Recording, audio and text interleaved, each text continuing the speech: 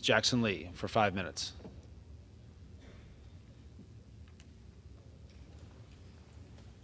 Speaker asked to address the House for 5 minutes. Without objection. This morning I rise to share with my colleagues both pain and a sense of remorse, sense of fear that many Americans will face, and attempt to have a dialogue and an understanding as will be reflected in the congressional record. I am a student of the Constitution, as a senior member of the Judiciary Committee, former chair or ranking member of most of the subcommittees from immigration to administrative law to criminal law. I love this nation and would argue with anyone on any assessment other than that I am a patriot, one that views the Bill of Rights as an anchor of our uniqueness, who appreciates every day the men and women who put on the United States uniform, and who's had the privilege, obviously to my dismay, to visit every war zone during my tenure, to acknowledge those in combat, to honor and respect them, and yes, to attend funerals of those who gave the ultimate sacrifice, and to acknowledge those of years past in our Veterans Cemetery in Houston, Texas. So as I begin this discussion, I want it to be known that this is a wonderful document, the Declaration of Independence and the Constitution of the United States of America. If we look at the beginning of the Constitution, it is really poetry, but it is truth. It is words that we should say as we are reminded of the Pledge of Allegiance. This is equally potent.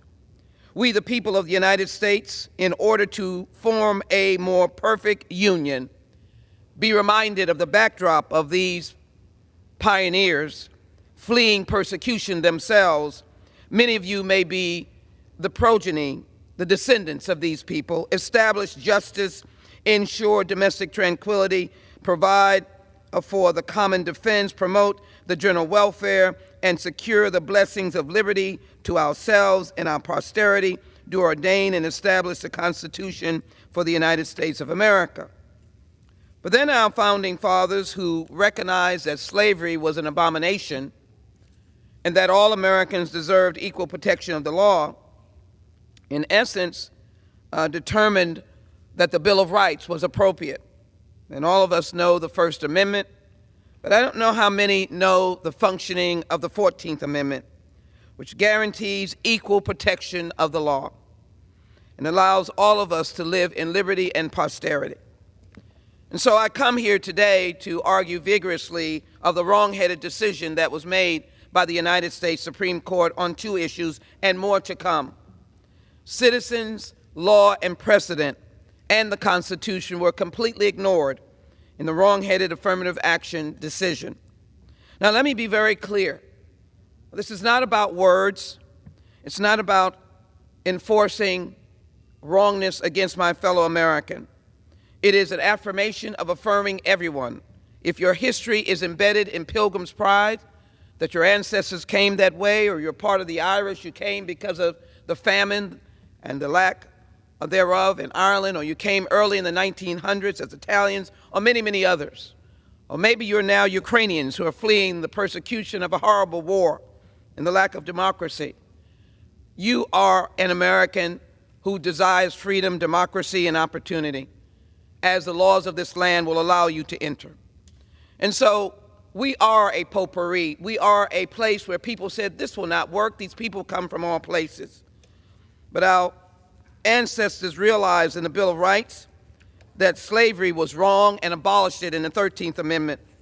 But we continue every day to fight slavery that still exists around the nation.